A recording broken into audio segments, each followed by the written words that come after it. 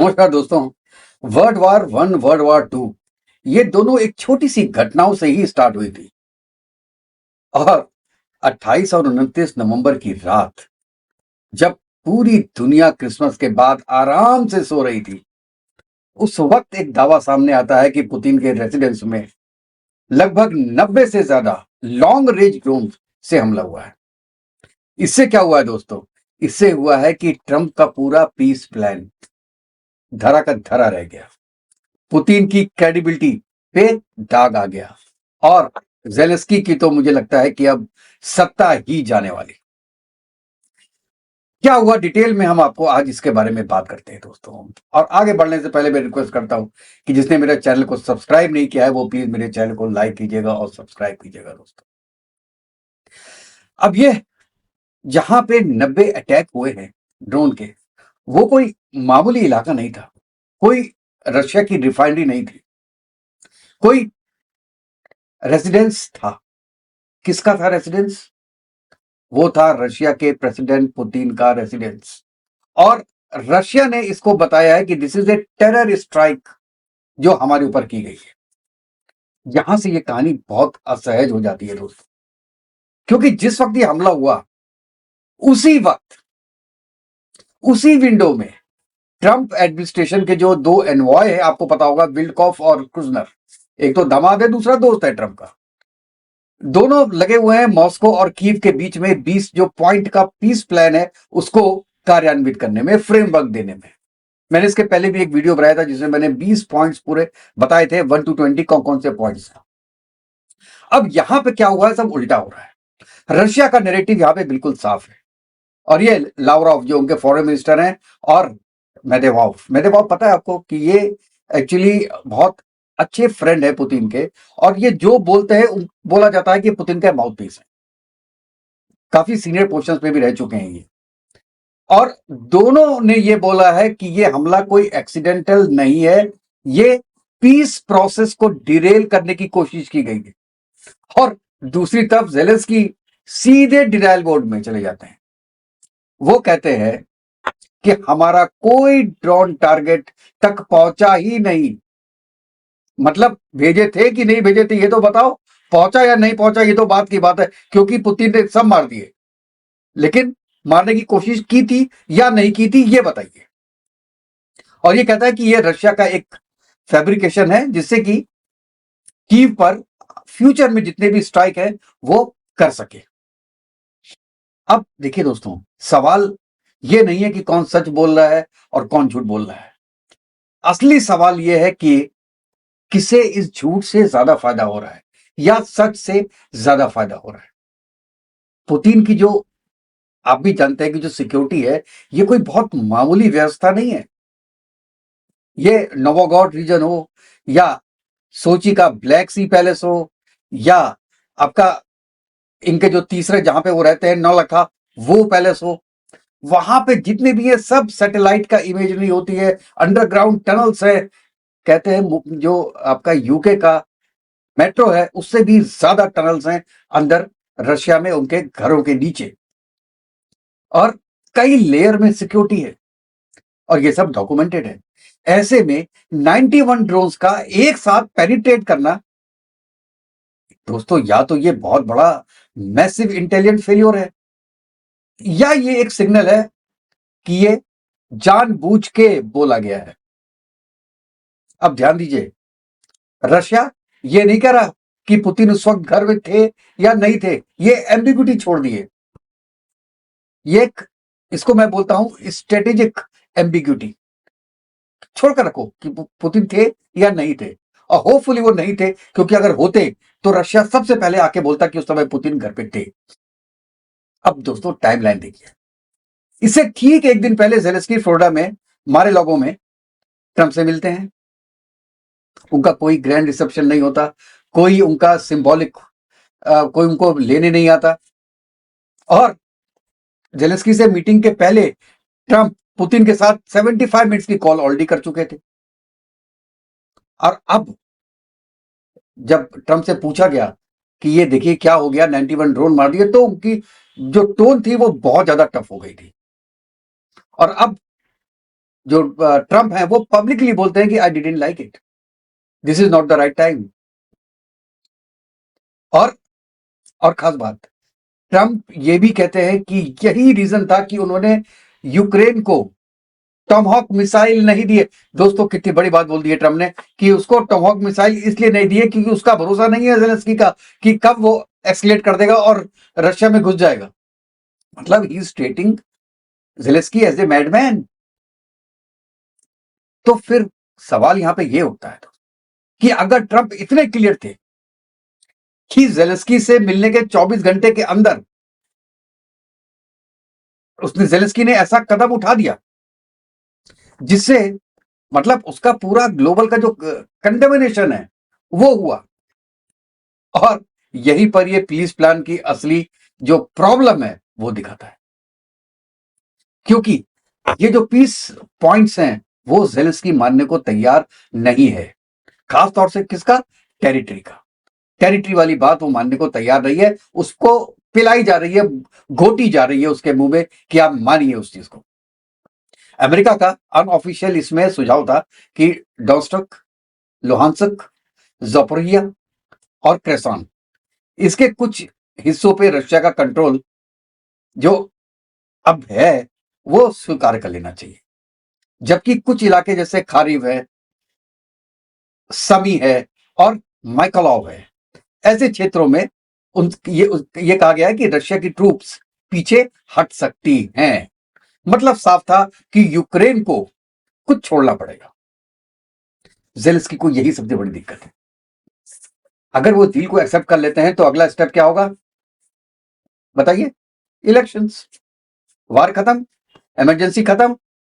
अब जनता के सामने, जनता का वर्डिक्ट सामने आएगा, और ये वो जानता है कि लाखों कैजुअलिटी और पूरा इकोनॉमिक कोलैप्स हो चुका है, मास माइग्रेशन झेली हुई है आपका यूक्रेन ने, तो जीतना लगभग असंभव है ज़ेलेंस्की का। ये उसका एक और सबसे बड़ी प्रॉब्लम है कि इलेक्शन करवाएं या ना करवाएं। और आपको एक बात याद है, क्रिसमस ईव पे ज़ेलेंस्की ने क्या कहा था? खड़े होके बाहर किसी ग्राउंड में जाके उसने एक स्पीच दी थी और उसमें कहा था कि आई विश पुतिन डाइज। ये कोई कट ऑफ कफ जोक नहीं था, ये रिकॉर्डेड एड्रेस था दोस्तों, रिकॉर्डेड एड्रेस था। और उसके 48 घंटे के अंदर ही ड्रोन अटैक हो जाते। अब बताइए इसकी ऑप्टिक्स क्या बोलती है?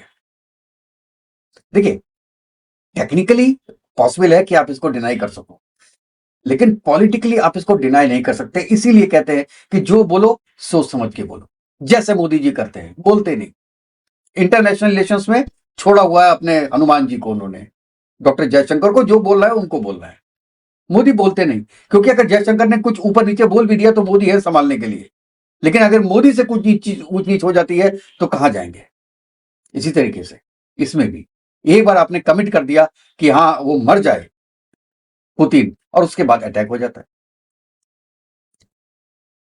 अब देखिए, अमेरिका चाहता था कि किसी तरीके से यारी टंटा खत्म हो और उनका जो पूरा शिफ्ट है वो चाइना की तरफ हो, क्योंकि जो यूक्रेन वॉर है ये ट्रम्प के लिए बेसिकली देखा जाए तो लायबिलिटी है बाइडेन के वक्त की। और दूसरी तरफ पुतिन जानते हैं कि पूरे जो बैटल फील्ड का जो मोमेंटम है वो आज उनके पक्ष में है। ऐसे में अगर सीज फायर की मांग पुतिन करते हैं तो कहा जाएगा कि पुतिन के हार रहे हैं, जबकि पुतिन जीत रहे हैं। और बोला भी यही जाता है कि जो हारता है, जो हार रहा होता है, वो सीज फायर की बात कर रहा है, जैसे ऑपरेशन सिंदूर में पाकिस्तान ने की थी, सऊदी अरेबिया के थ्रू, कतर के थ्रू, यूएस के थ्रू। वो जानता था वो हार रहा है इसलिए की थी, और ये सिचुएशन यहां पे भी है। क्यों करेगा वो? और अब तो जो उनके फ्रेंड है मेदवेदेव, उसने बहुत क्लियरली बोला है कि our positions are hard and now. इसका मतलब है कि अब ये पीस की लैंग्वेज बदल चुकी है। और दोस्तों, एक बार पहले भी रशिया के टीम ने, जो आर्मी की टीम थी, उन्होंने पुतिन से बोला था कि हम ऐसा क्यों ना करें कि हम डायरेक्ट अटैक करें ज़ेलेंस्की के ऊपर। पुतिन ने मना कर दिया था कि नहीं, आप किसी के घर में, किसी की फैमिली में वॉर नहीं कर सकते। और अब यही काम किया है, यही काम किया है ज़ेलेंस्की ने। अच्छा, इसमें इंडिया का रिएक्शन भी बहुत ध्यान देने वाली चीज़ है दोस्तों। न्यू दिल्ली ने सीधे तौर पे मतलब ये कहा है कि जो रेसिडेंस पे अटैक हुआ है वो नहीं होना चाहिए था। लेकिन जो अपना रेटरिक है बड़ा उन्होंने मेजर रखा है, स्ट्रेट फॉरवर्ड उन्होंने बोला है उन्होंने। क्योंकि आप किसी के, आप ये भी नहीं बोल सकते कि आप ही ने किया है, ज़ेलेंस्की तुमने किया है, तुम झूठ बोल रहे हो, ऐसा भी नहीं। हाँ, अगर किया है तो ये गलत हुआ है। और ये मेजर होता है, जैसे आपको पार्लियामेंट अटैक याद होगा, उसके बाद वाजपेयी सरकार का जो एक रेस्पॉन्स था वो भी आपको याद होगा। ऐसा कुछ आज हो जाता तो उसके कॉन्सिक्वेंसेस बहुत बड़े होते दोस्तों, बहुत बड़े होते। और इंडिया का जो अपना ही इंस्टिक्ट है वो भी यही है कि भाई एस्केलेशन से दूर रहो, लेकिन अपने प्रिंसिपल से आप समझौता नहीं कर सकते, नहीं कर सकते। अब यहां पे क्या हो रहा है, अब ये देखिए कि एक तरफ पुतिन आ गए, वो कह रहे हैं हम तो छोड़ेंगे नहीं अब इसको। ट्रंप बीच में फंस गए हैं, ट्रंप ना इधर के ना उधर के। अब देखिए इसमें क्या हो रहा है कि ट्रंप का रोल क्या आ गया है इसके अंदर, एज ए लेमैन। आप देख रहे हैं जैसे दो लोग बगल में बैठे हो और आप बीच में बैठे हो, ये बोल रहा है तो आपने इधर मुंह कर लिया, ये बोल रहा है तो आपने इधर मुंह कर लिया सुनने के लिए। तो ट्रंप तो ऐसे ऐसे कर रहे हैं बस, जो पुतिन बोल रहा है वो जेलेंस्की तक पहुंचा रहे हैं, जो जेलेंस्की बोल रहा है वो पुतिन तक पहुंचा रहे हैं। जेलेंस्की का पड़ला इसलिए हारी, मैं वार की बात नहीं कर रहा, वैसे पड़ला इसलिए भारी है क्योंकि पूरा यूरोप खड़ा है। अगर जेलेंस्की को आप छोड़ देते हैं ऐसे वक्त में तो पूरा यूरोप को छोड़ देंगे, और अगर पुतिन को आप छोड़ देते हैं तो आप वैसे ही जो एक आप कहते हैं जो पीस एग्रीमेंट है या पीस प्रोसेस है वो आप हार जाते हैं। तो अभी क्या है कि लॉन्ग टर्म की जो ये पिक्चर है भी बहुत फ्लूइड है। ट्रंप और पुतिन दोनों आपस में बात कर रहे हैं, आपको पता है जेलेंस्की के मीटिंग के पहले भी पुतिन ने 1.5 घंटे बात किया था पुतिन से, उसके बाद जेलेंस्की से मीटिंग के बाद भी उन्होंने बात किया। तो इनका चैनल तो चालू है, लेकिन ये एक पोजीशन ऐसी हो गई है कि अब अमेरिका को पता नहीं चल रहा है कि अब आगे जाएं या पीछे जाएं। और अगर ये प्रूवन हो जाता है कि ये जेलेंस्की ने करवाया है तो आप जेलेंस्की का एंड समझिए ये। और ये बात लेब्रोव ने बहुत क्लियरली बोली है कि अब वो बाहर खुलेआम नहीं घूम सकते जेलेंस्की।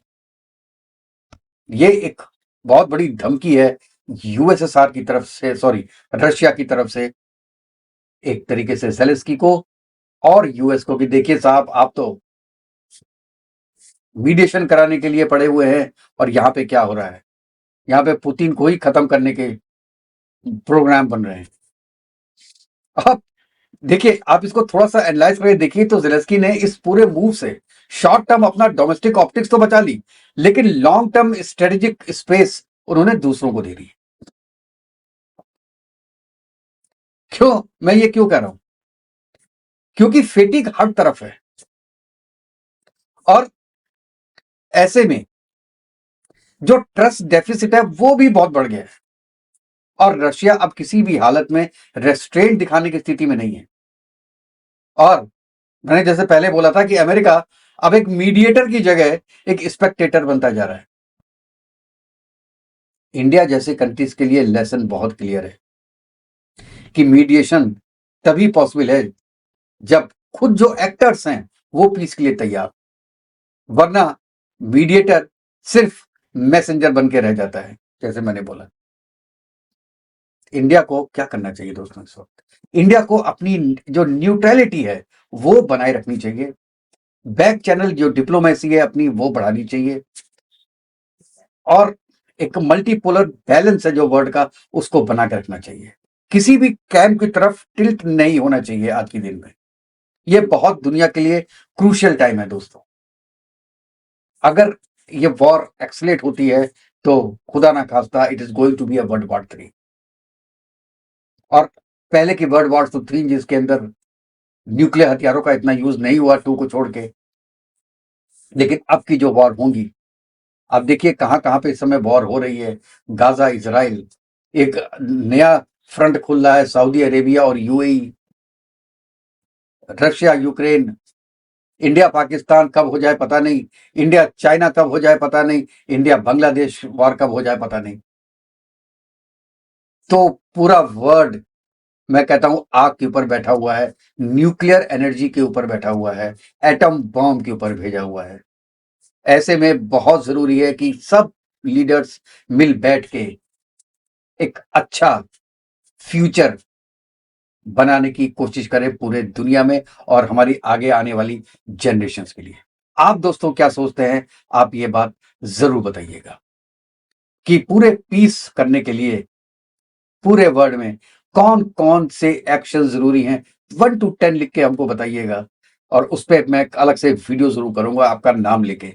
आप सब जो भी हो आप जरूर अपने कमेंट्स में बताइएगा दोस्तों। तो नेक्स्ट वीडियो में मिलते हैं दोस्तों, तब तक के लिए जय हिंद, जय भारत, वंदे मातरम। खुश रहिएगा दोस्तों, स्वस्थ रहिएगा।